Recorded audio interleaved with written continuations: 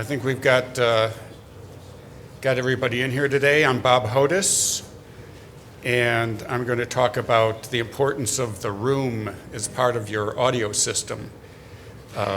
It's something that people haven't really given much thought to, but if you get your speakers set up properly and you get the room acoustics under control, then you can really hear the difference when you try to do some subtle types of comparisons, such as speaker cables or isolation pucks and things like that.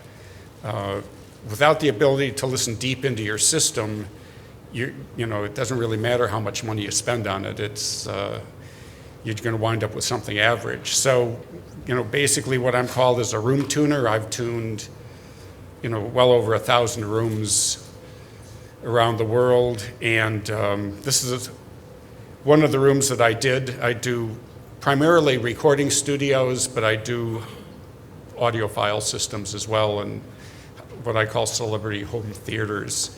And you can see this is a mastering studio in San Francisco. This room regrettably doesn't exist anymore. It's Michael Romanowski mastering. Paul Stubblebine was involved in this room for many years also. And we were able to, in this room, do sort of a build out from the ground up, which was really nice. Rarely do we get a situation where you have complete control, can determine the exact size of the room from the start. But this was one of those cases where we had certain restrictions, but we designed within those restrictions. And just my methodology is not to do everything down on paper. We do basic room shells and design, put up walls, and then go in and start measuring. Take the system in, start measuring and determining how we should treat the acoustics of the room based on what actual measurements are. And so really 70% of what I really do initially is to find that one spot in the room where the speakers and the listener interact with the boundaries of the room in such a way that you get the best performance out of the speaker. And if you don't find that spot, if you just put speakers in a room and sit down to listen, it doesn't, even doing acoustical treatments aren't going to really help you as much as finding that placement where you really get the best performance out of the speakers that you possibly can get. I've been in rooms where we wound up not doing any treatments. It's funny, in fact, the speakers, the Grand Utopias from that studio that you saw to start, went to a client of mine house in Los Altos, California.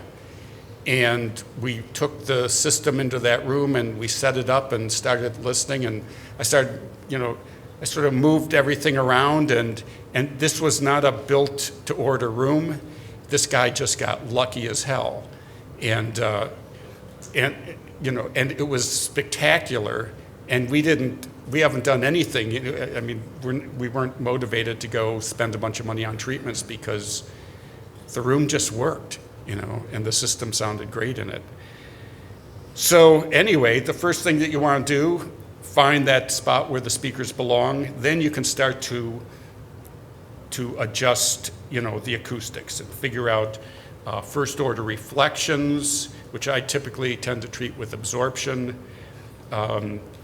Do room size perception work with diffusion, and then work with bass issues, which is generally involved with specialized trapping.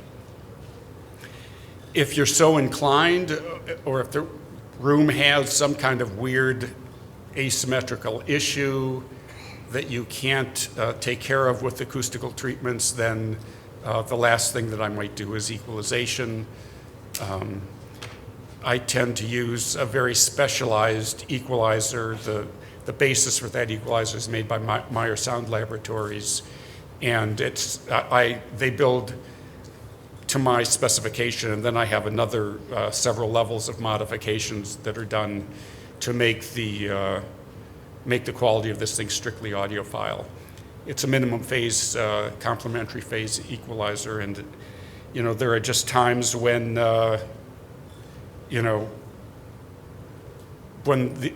you just have to attack a problem that way. It can't all be done acoustically.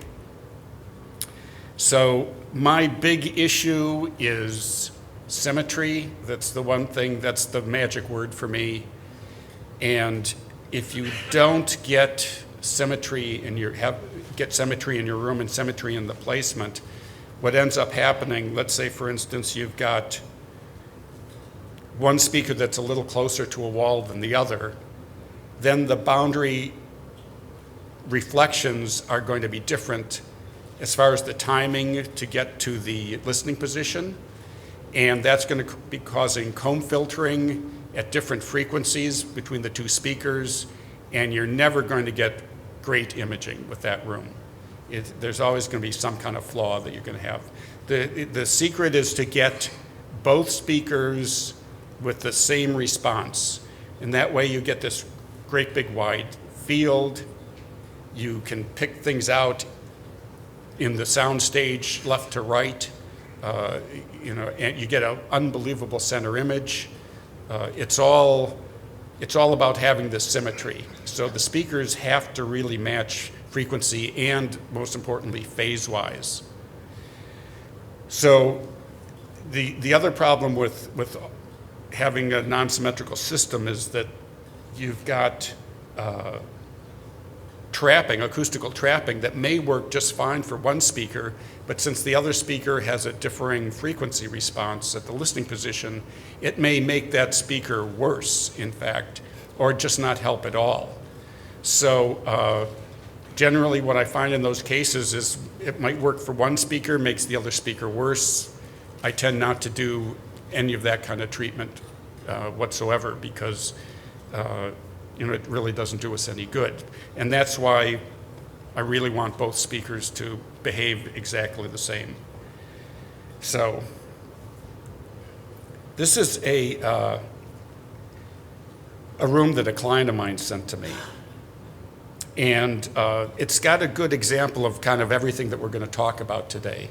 So I just want to show this to you and talk about the solutions for this room before we go on to looking at some analysis that I've done on rooms.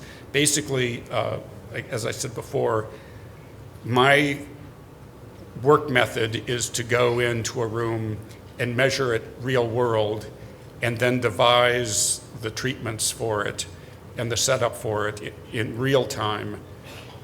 And that way, when we walk out the door, pretty much know what we've got. It's a done deal, as opposed to drawing everything up on paper and building it, and then going into the room and if there's a problem saying, okay, which part of this equation doesn't work? So here's what the client sent me, and what we've got here is pair of speakers. He had a chair here in the middle, in between the two speakers, closer to one than the other. It's sitting on a rug. Here's a couch, coffee table, love seat. Well, there's many problems with this setup. The very first thing that I should say nice about it is at least both speakers are the same distance from the front wall. So the front to back reflections are going to be symmetrical. That's good. But the side to side reflections here are very, very different. And so you're going to wind up with mid-range and upper frequency dissimilarities between the two speakers, and different quality of comb filtering, basically, that's going to be happening there. Also, this speaker's firing into a couch. This speaker has a big fluffy chair next to it that's going to affect the bass response. We've got a coffee table in front of the listening position, which is going to cause its own set of reflections. of course we've got a kitchen, but I mean, this is a very real world scenario here, so it's not so great. Here's a corrected layout for this guy. I've taken the speakers and put them on the window wall. Now, the window walls, I mean, every room is its own unique animal. So you have to, make sure that you keep an open mind, whatever space you're in. You guys have your own rooms, so you can experiment with this. But the window wall, in a lot of cases, kind of works for me to have the speaker back to. Number one, because you don't get a lot of high frequency reflection off of it when the speaker's firing into the windows. But number two, some of the very low frequencies are going to just pass right through this window. And everything coming off the back of this speaker is all 200 hertz and below. So if we can help eliminate some of that front wall reflection for the lower frequencies, we don't have to worry about it coming back into the listening position out of phase and causing cancellations, or building up and causing great big peaks. So here we've chose this window wall here. I took the love seat and the couch, put it fairly symmetrically on the side, took the comfy chair. We got a equilateral setup with these speakers so that we could improve the imaging. And so the listening position now has no coffee table sitting right in front of it that's also causing comb filtering. What you don't see here is, because there was a lot of kind of weird reverb coming off this kitchen, it was so live that it was distracting to the listening. Just too much energy coming from the back of the room in this case. We took a curtain and strung it across here so that they could just pull it shut whenever they got down to some serious listening. Otherwise, it was nice open space, for cooking and living a life. And of course, we all don't have the luxury of having a dedicated listening room, and there is the spousal approval for whatever it is that you need to do in the space. And some wives are more understanding than others, or even husbands more understanding than others. So these are all factors that have to be taken into account when you're looking at a space. So here we have a situation, for example, where the speakers are sitting on the short wall and throwing long into the kitchen. And that's a rule of thumb, is, the people say, well, you should always put the speakers on the short wall and you'll get the best bass response if you have the long throw. Well, like I said, I'm an empirical guy. I only do what the measurements tell me.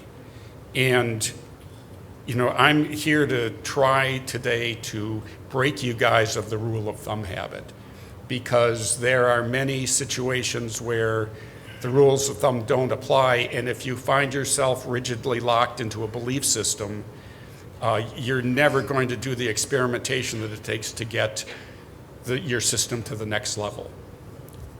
So this is a good example of a speaker, this top trace here. This is frequency response here. This is, the window is plus or minus 18 dB. This trace up at the very top here, that's coherence, and that's telling me how accurate the signal is, how accurate the information is that I'm reading.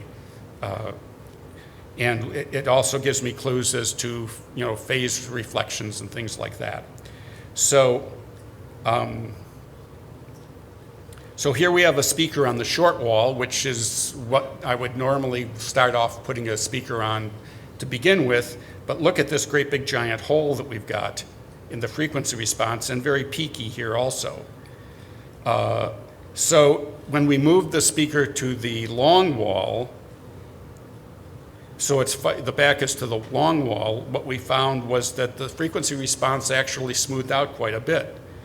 And these are the types of frequency issues. When I'm looking at this, you've got a peak here, you've got a reflection in here, your coherence is getting a little worse. So you've got a reflection coming back out a little bit out of phase and doing some canceling.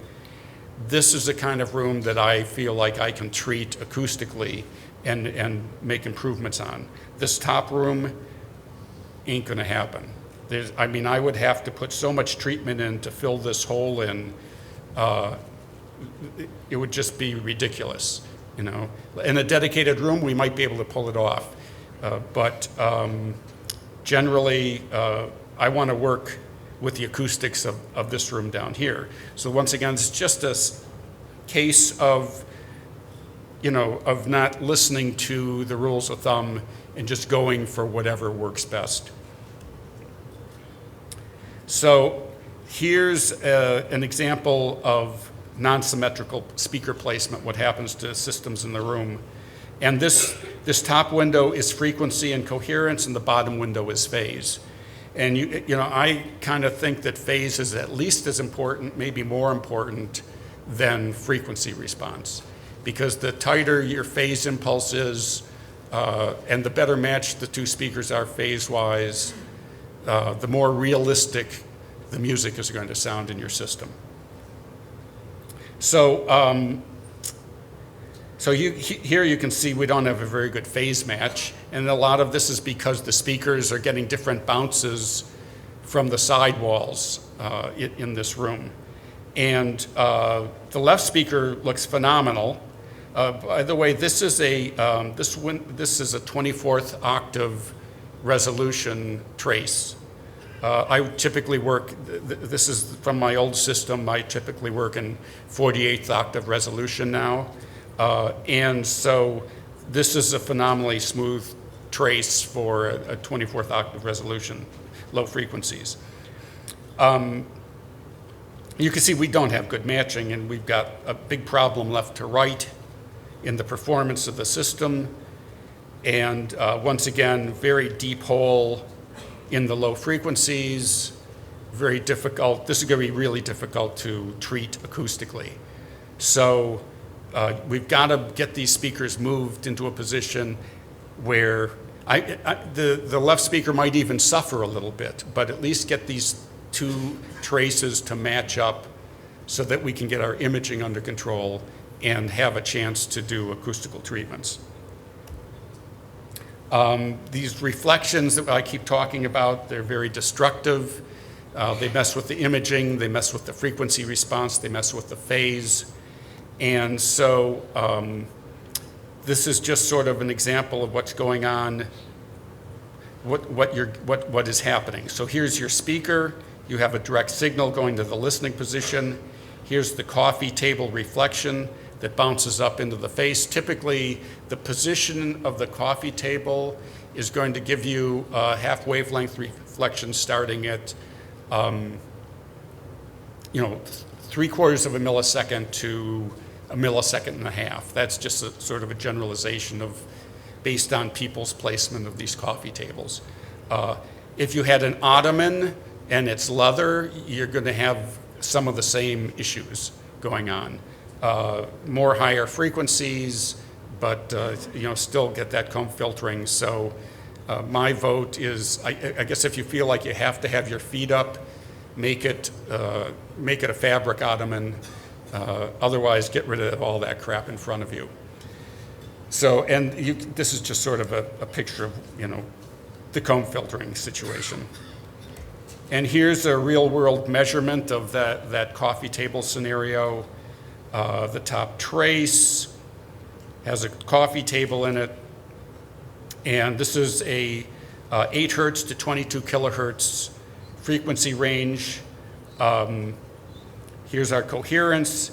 You can see the cancellations from the coffee table here. You can see we've got bad coherence. I mean, there's lots of signs that it's going on. I don't have a phase trace for this to show you, but that the phase whacks out pretty heavily there. So we remove the coffee table. All of a sudden, we've got a nice smooth frequency response, and our coherence cleans up, and so we've got the problem solved there. But I know, living rooms, everybody wants to have if you have coffee table at least put a bunch of crap on it, you know.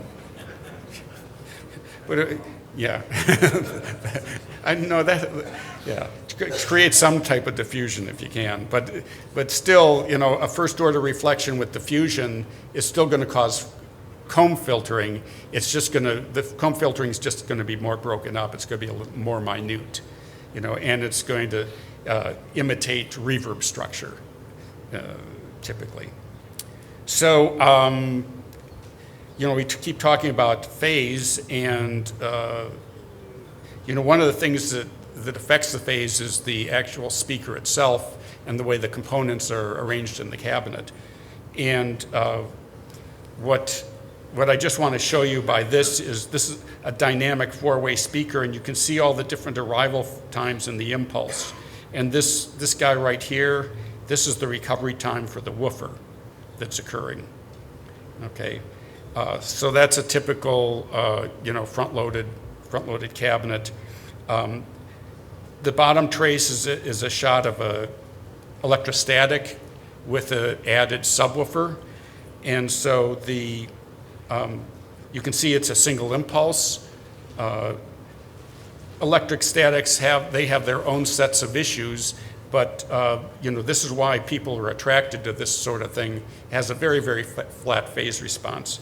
And you can see we've still got woofer recovery time here because they've added a conventional woofer onto the system. But it's well integrated.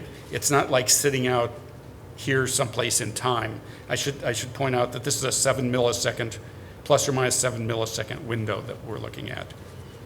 So, but one of the things about taking an impulse response of the room is it not only allows you to look at your speaker and make certain judgments about the speaker performance, but it also allows you to see your first order reflections, and you know, gives you some concepts as to, you know, how you're going to address these things and whether you've been successful in addressing them at all.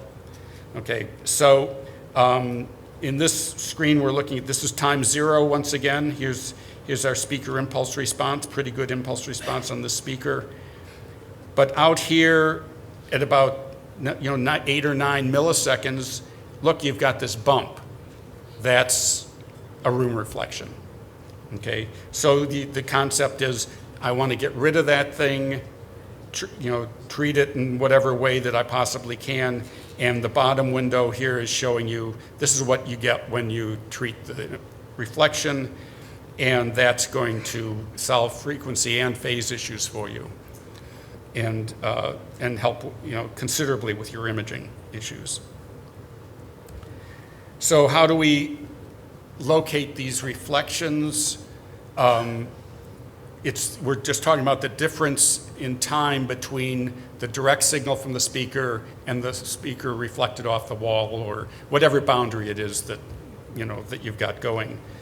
And so with the impulse response, I can see what the time frame is, and I can do a calculation, translate that into feet, and I just can run around the room with the tape measure. I can, at this point, you know, I've done it so many times, I can kind of look and, you know, look at the boundaries and go, well, that distance equates to that boundary.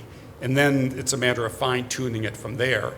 And one of the easy ways to fine-tune, or if you don't have the ability to do an impulse response, one of the old tricks, you know, that we've used for many, many years is to use a mirror, because above 400 hertz, the first order reflections are going to act like light. So you should be able to see a reflection on the wall of the speaker and identify the point where the speaker is interacting with the boundary. So what you need for this is you need, number one, a plastic mirror. So the reason you want plastic is because you're going to drop it, especially if you've got some guy holding it up, standing on a ladder holding it up on the ceiling, you know, and having to move this thing around. It's going to fall. It always does. And so you have somebody sit in the lifting position, and then you have somebody holding the mirror very, very flat against the wall. Remember, this is like billiards. You know, if you don't get the right angle, the ball doesn't go in the hole. So you've got to make sure that this speaker is nice and tight against the wall, and just have them move the speaker along the wall until you identify where you see the face of the speaker. I don't care about the back of the speaker. I don't care about the side of the speaker. I care in horn speakers, you know, the coverage angle is more controlled, so you have to take into account the coverage angle of the components. But basically, I'm looking for a tweeter and a mid-range showing up in this thing. And here's an example. Now, this is a 2D picture. We don't have 3D PowerPoint yet. So it looks like the speaker is tiny and the microphone is huge, but that's not the case. The microphone is about 9 feet from this speaker. So here we've got a speaker. Here we've got a microphone in the listening position. I was looking at impulse response. Here I've got a mirror on the wall, and you can see the speaker. And I have a trick that I developed that will be helpful to you guys. Especially if you've got like a dark room and you've got dark speakers, sometimes it's difficult, depending on the shape of the room, to identify whether or not you're looking at the left speaker or the right speaker in the mirror. Generally, you would have let's say, if the mirror is on the left wall, the first reflection point that you're going to see is going to be the closest speaker. And then as you keep moving the mirror back, you're going to pick up the further speaker. But sometimes, you know, based on the wall angles or shapes, it doesn't work that way. So you can see I've got a little Aladdin genie here sitting on top of this speaker. So, and here he is sitting there in this reflection. So it's easy for me to say, oh, well, that's the right speaker. You know, so just a little trick for you to guys to use. So, so you have your buddy go along the ceiling and you go along the walls, and you sit there in your listening position and you look for these reflections. Then you mark out the spaces. I generally use a piece of tape, or you could do it with a tape measure, but it's easy to do rough it up with a piece of tape and then go back with the tape measure and clean it up for the size of the panel that you're going to put in there. So once you know where these reflections are, what are you going to do to treat these things? Number one, you're not going to equalize them. So if you've got a unit with one of these auto EQ systems built into it, and you just throw up a microphone and you let it do its thing, a lot of times what I see in those cases is that they're attacking some of the first order reflection points. And what's going to happen if you equalize that spot, as you move your head around, you're going to change your time relationship to the speaker and the reflection. And that's going to change the pattern of the reflection cancellations, the comb filtering. And so if you go in and you fix that stuff with an equalizer, you wind up, as you move, a hole that was filled in might become a peak. So, it's kind of a dangerous thing to do. So you really want to get the room as under control, and especially the first order reflections, as under control as possible before you think about doing any equalization. As I said before, I use equalizers. I'm not against equalization, but it's the last thing that you want to do. You don't want to be fooled into the concept that you can just stick speakers in a room, turn on one of these machines, and it's going to make your room sound fabulous, because it's not going to happen. So, so we don't equalize first order reflections. Typically, I like to absorb them as opposed to diffuse them, and I'll show you a reason why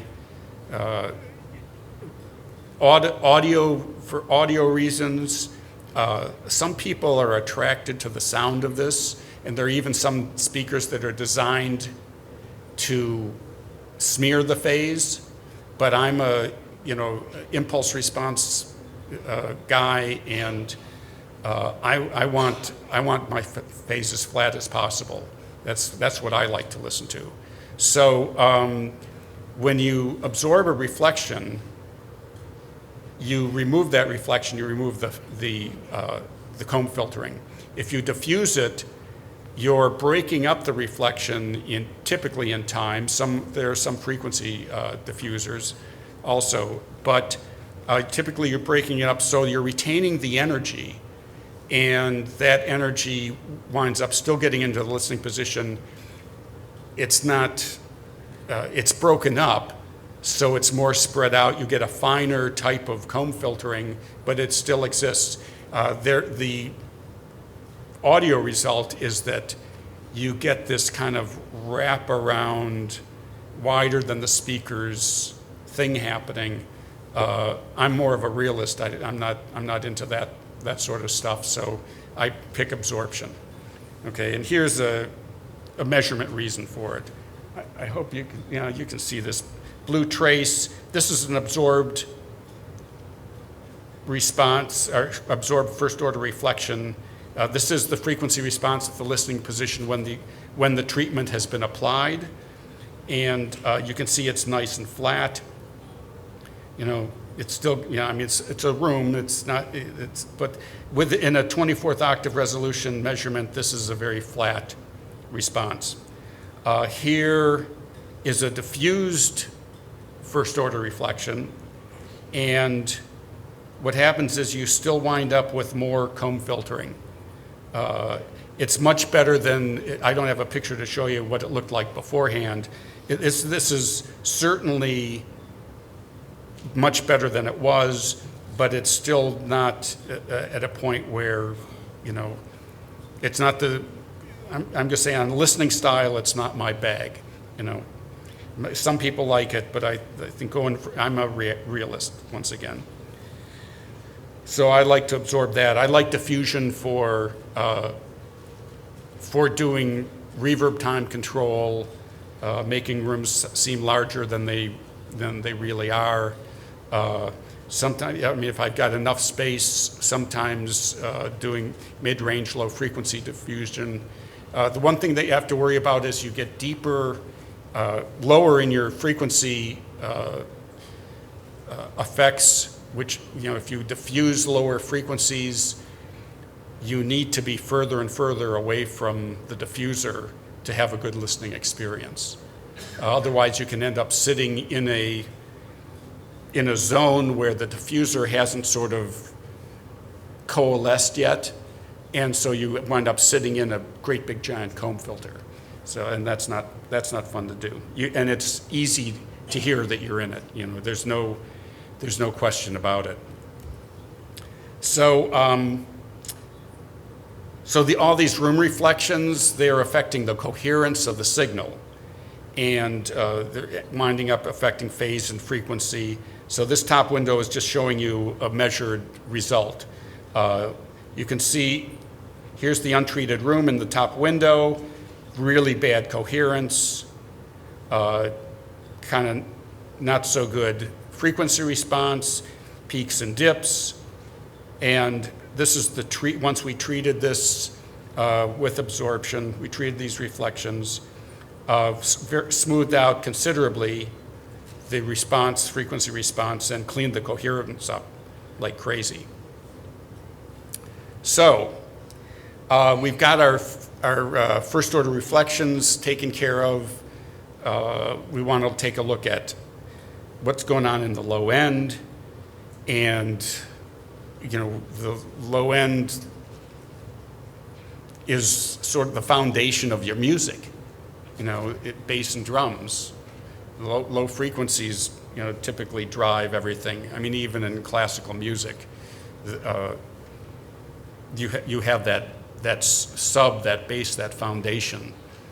So you want to have a good large listening spot.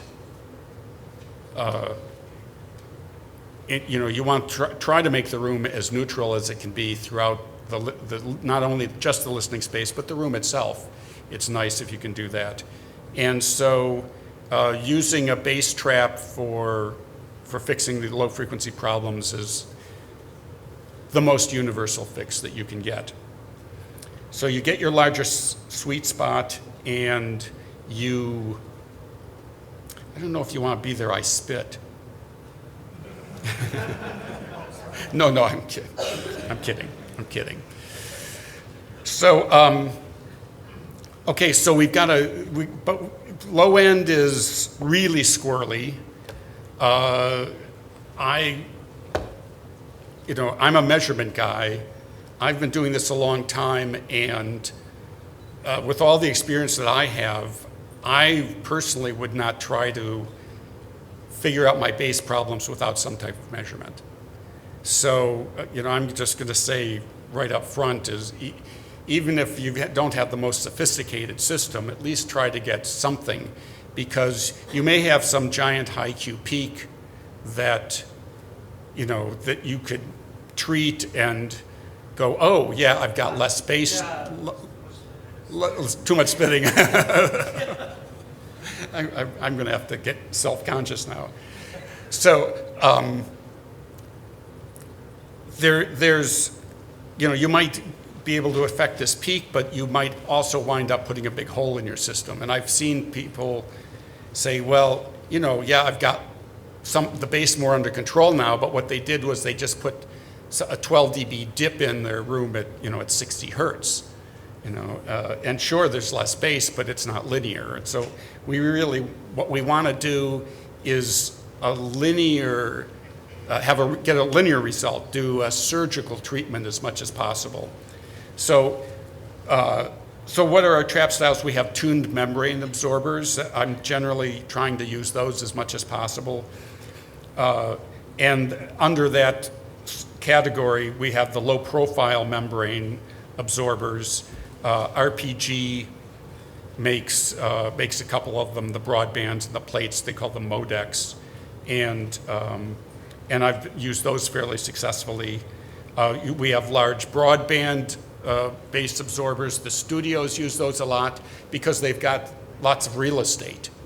They can build traps that are 3-4 feet deep in the back of the room to try to eliminate that back wall reflection from the low end. But that's not something I'm going to guess that any of you guys have in your space. And then there is the category of electronic tunable trapping, where you use a box to put an out-of-phase signal in at the point of the buildup of the frequency that you're trying to affect. And those are effective, but they're very, very difficult to tune in and you've got to have them in exactly the right spot. And sometimes they can be noisy because they're electronically, it's a speaker, out-of-phase speaker with an amplifier basically, and you can get noise from those, and sometimes a weird resonance. So I generally am not using those, but when the clients had those, I have used them, and they can be successful. So there's our trapping solutions, and like I said, I tend to try to pressure map a room and go around and see what different areas of boundaries and corners are, how they're measuring, to see if I can figure out what area this low frequency cancellation or peak where this may come from, and that's where I want to place the traps. Because you also have to remember that, just like with the electronic trap, the bass trap that you install has to be at a point where you've got peak frequency, a peak in the frequency. Otherwise, you're not going to be absorbing anything. So the placement of the bass trap is really, really important. And I know that one thought that's always rampant in this industry is that all corners are bad things. And I'm here to tell you that that's just not the case. I've probably gone in and ripped out 30 to 40% of the bass traps that have been installed in rooms where they actually made the bass response worse, created some big hole and made this low end less linear than it was before they even started. And they may wind up with less bass and thinking that this is a good problem by listening, or a good issue, or a good solution by listening, but when you look at it on a linear measurement, it can be a really, really bad solution. So once again, measurement. If you're going to put a trap in, measure the room before you put the trap in, install the trap. Did you improve the room? If you didn't improve the room, you don't need a corner trap. And sometimes you don't even want to put a trap in the corner. Sometimes you might just want to change the geometry of the corner using a big piece of MDF or something to block the corner off. So we don't know, should we leave the corner? Should we trap the corner? Should we close the corner off?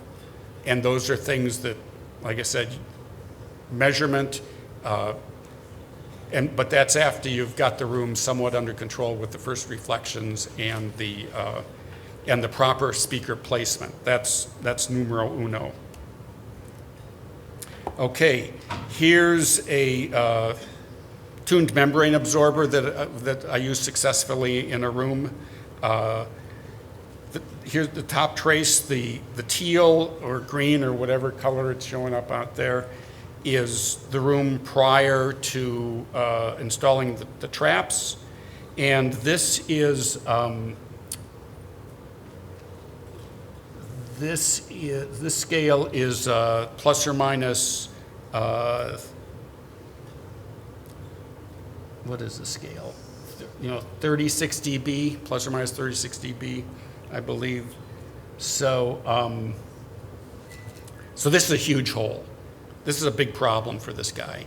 And you can see he's nice and smooth otherwise, but he's got this one big issue. So what we started doing is we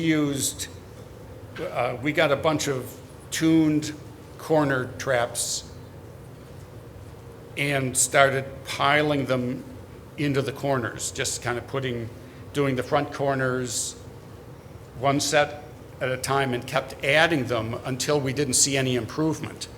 And then we started attacking, some of the other boundaries.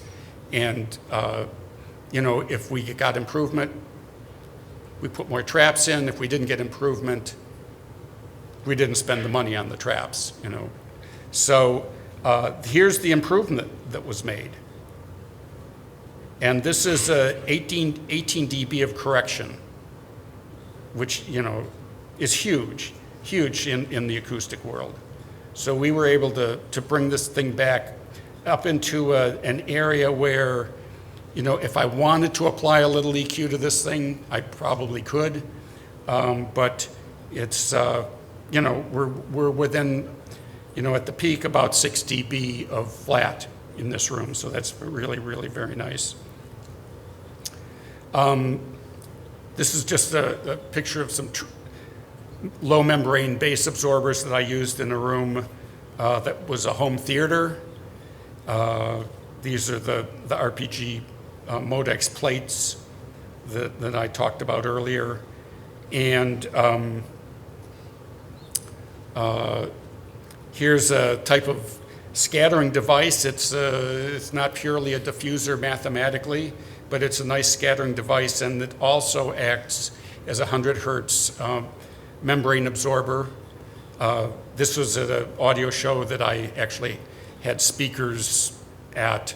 I'm a dealer for certain, not only just the acoustical products, but some, just a couple of speaker lines and amplifiers and cables as well. So I have my favorites, but most of the time I'm working with existing systems for people. So this is one of the rooms that I did at an audio show, and people were lined up outside the door the whole show to listen to this room. This was a few years ago when people still hadn't, if I had given this talk at their show, I'd probably have 10 people there listening to me. So, I know the concepts are changing. People are starting to accept the idea of using treatments and how important it is. So, but this is just simply, this picture just represents how simple things can be to take care of some of these first order reflections. So this is all IKEA. This is a rug from IKEA, a coat rack from IKEA. And what I did was I took this rug and I balanced it. And then I moved it back and forth to get sort of more low, to find where's the best low mid-range absorption with this thing. So the rug itself is picking up a lot of the high frequencies. The airspace, what's happening is you're passing through the reflection point is passing through the rug, hitting the wall, and then having to come back out of the rug also. So you're utilizing the airspace as part of your absorption technique. So, I just moved this thing around, and people, everybody went, "Can you do that?"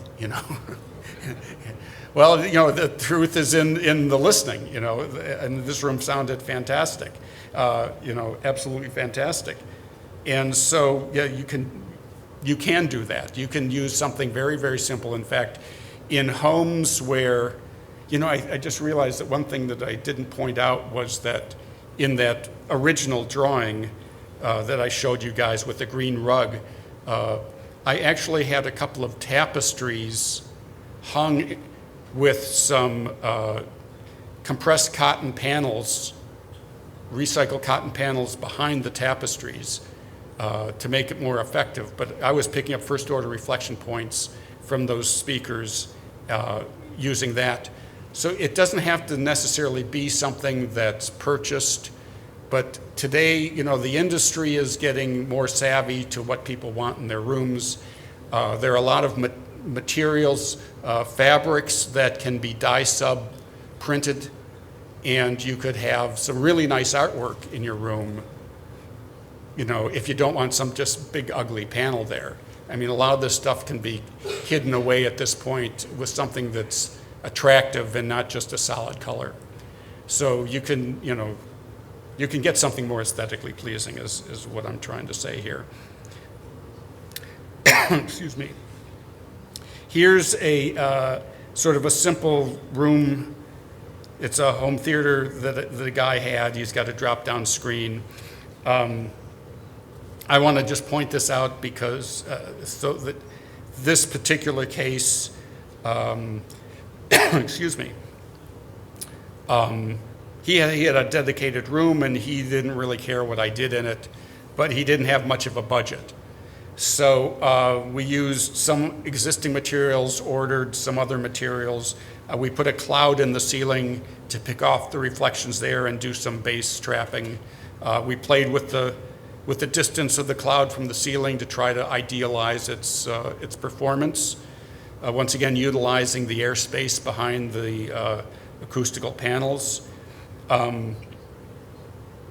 And one of the things that I did in his room, which I'm going to point out, is his subwoofers, you'll notice, are facing the front wall. They're not facing out. And this is just this is just an example of being free enough in your mind to just do anything crazy and see if it really works. So I have found over the years that in some situations, if I've got, let's say, a big hole, 56 hertz or something like that, like everything in the bass looks pretty good, but I've got this one weird big hole. I have discovered that if I can change the distance of the bass reflection, that I can fill those holes in. Like I said, this is not done with the ears, this is all done with measurement. But but I've been very effective in loading the speaker into a front wall and then moving it around until I find the point where the cancellation isn't occurring anymore. And, works sometimes, doesn't work all the time, but, I've done all kinds of crazy things with subwoofers, because if you're using bass management and you can integrate the subwoofer so that you don't affect the phase response of the main speaker. So in other words, you get this thing lined up so that you have a really nice tight phase integration with your floor standing speaker or your stand speaker, the subwoofer disappears. Everything appears to come from your main speaker, but it's all dependent on this phase. If you've got phase issues at that point, it's not going to be as easy to hide the subwoofer. So, and your main speakers, you're stuck. You need to get the best response out of those you can, and you're also trapped by the imaging. But with the subwoofer, you're not trapped by the imaging, so you can do crazy things with the subwoofer and get away with it. Okay. Here's a room in Southern California, electrostatics.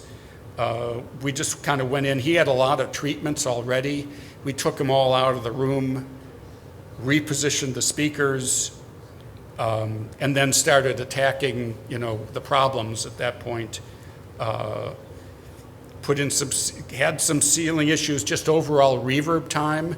Mostly we were treating with these ceiling panels, picking up some reflection points from the electrostatics, bass trapping. This house needed bass trapping in the corners. He's got integrated subwoofers integrated into his system. These diffusers he had on the sidewalls to begin with, we put them on the front wall. That's one of the audiophile arguments, that everybody likes to have. This made no difference measurement-wise in the room at all, but it looks nice, and we really had a hard time telling whether it made the speakers sound better or not. So looks nice, there it is. But was there a scientific reason for putting this up there? Not at the time. And I actually tried doing some absorption at the reflection point on the back wall, and also using the diffusers. And we found that really, the way these speakers are designed, they're intended to use a back wall reflection. And in this case, it was better to utilize that back wall reflection. That was part of the personality of the speaker. So the last thing that we're going to talk about is, why would we equalize? If we wind up with some big giant high Q peak that you just can't figure out how to get rid of acoustically, or you have an asymmetrical speaker system that you're going to not be able to, treat the bass response for these speakers acoustically, that's where, I'm going to say, hey, let's check out this equalizer. And I always let the client determine whether or not they want to listen with or without. So it's like, this looks like a good candidate. Here's what it sounds like, tuned with an equalizer. And then we just kind of bypass it, put it in line, bypass it, put it in line, do some listening. If the client likes it better, fine. If they don't like it better, fine. If they think that what they're gaining from linearizing their bass response overcomes the negative part of having more electronics in the system, then it's worth doing. The trade-off in this case is that you wind up with a very small sweet spot. That you really, you just get a small sweet spot. You're not going to get a bunch of people in here in that room. You're not going to wander around, the wall, the room, and you're going to hear peaks and dips as you wander around the room because it's not a universal acoustical type of treatment. But if I can make, like I said, whatever works, if it sounds better, I'm gonna do that. So this is just kind of an example of types of equalizers. I mean, in the audiophile industry, pretty much, I think, understands that, third octave equalization is sort of like doing brain surgery with an axe. You can't pick your problem frequency, you can't pick the Q of the problem. So this is just kind of an example of that. And this is, top is a room with a third octave equalizer trace overlaid onto it, and the bottom trace is the same room with the parametric EQ overlaid, and you can see you can get a much better fit doing that. So I think that we've run out of time here. I know the next session isn't for a half hour, so why don't we take some questions? If you have any questions, I'd be happy to answer those. What was the magic room? Dimensions of the magic room? I'm building a house. What's the dimensions of the magic room? Oh, that I put the grands into that worked so well? Yeah. Well, first I have to say that it had glass front wall, and then I have to say I don't know what the dimensions are of that room. I mean, I do so many rooms, I can't, You would rather not have walls? Well, no. I mean, walls are real world, and I'm not. I like having an acoustic space around me. That's why. That's why acoustic shells work so well for orchestras.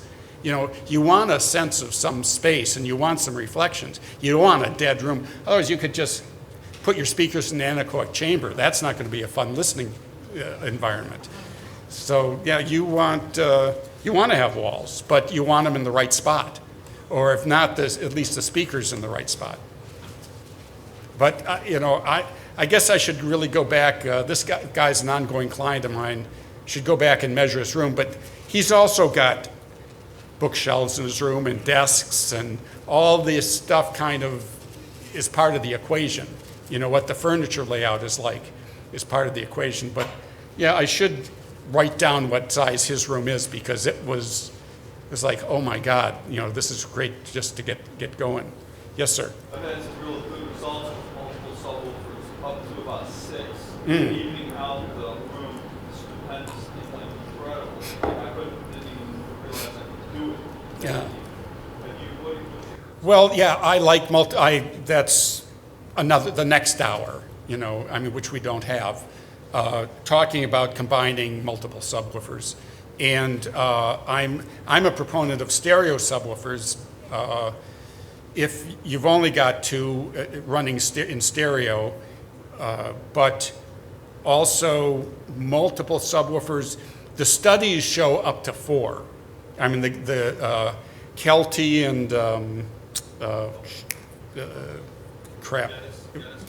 Yeah. The guys at JBL, did a lot of studies of this, and they found that more than 4 subwoofers was not as good. I mean, they seemed to think that 4 was maxed out.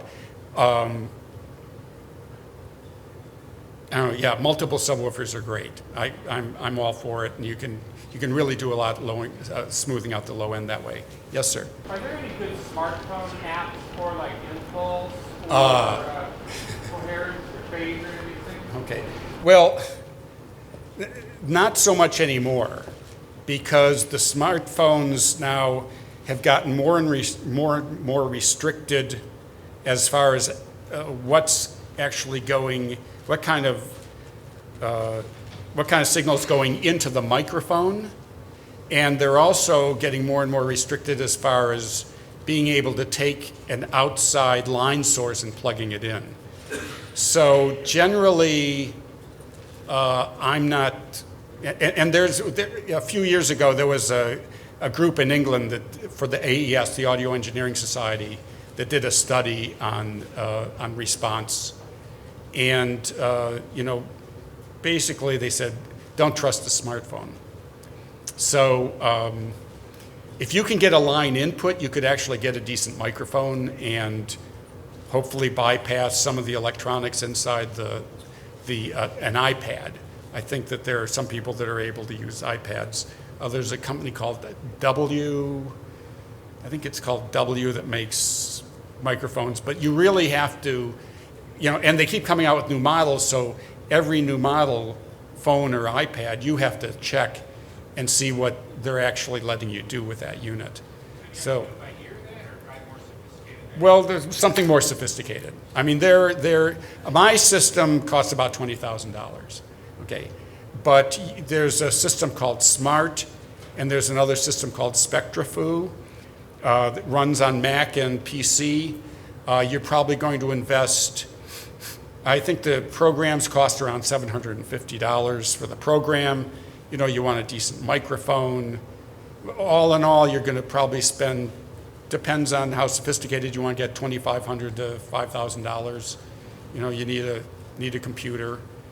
And both of those programs will give you, I believe, at least 24th octave resolution, and you'll be able to see phase also. But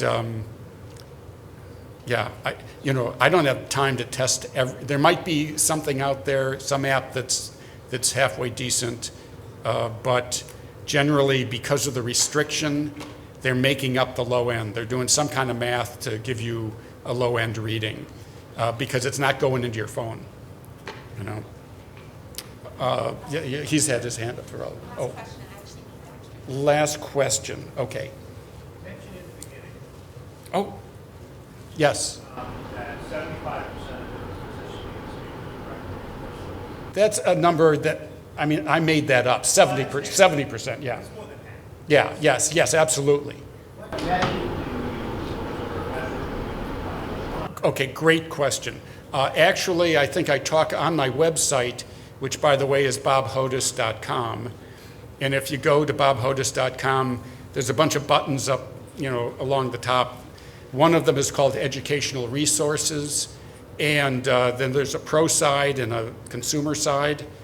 You can read the pro side stuff if you want, but the consumer side does have something that's sort of a guide as to, and you've seen some of it here, as to how to do some of the things that I talked about today. And the process is you use your best guess, about where you want to start, and then you start moving the speakers. I kind of, if I'm just doing it by listening, I just move a speaker front to back or side to side and see if I am making an improvement. And once I've moved the speaker, then I move the listening position. And then I come back to the original listening position. Then when I'm measuring, it's easy. It's fast and easy. And I can tell, is this reflection that's screwing me up front to back? Is it side to side? Do I want, it makes things go real fast. And if I've got a pair of speakers in a symmetrical room, I'll just use one speaker to do it. So, that's not, you could put a mono signal in. If you've got a real symmetrical space, good luck. Yeah, a square room's not as bad as a cube, but on your way. I would never try to do a square room without measurements. So I guess I don't want to overstay my welcome here. So thank you very much for coming.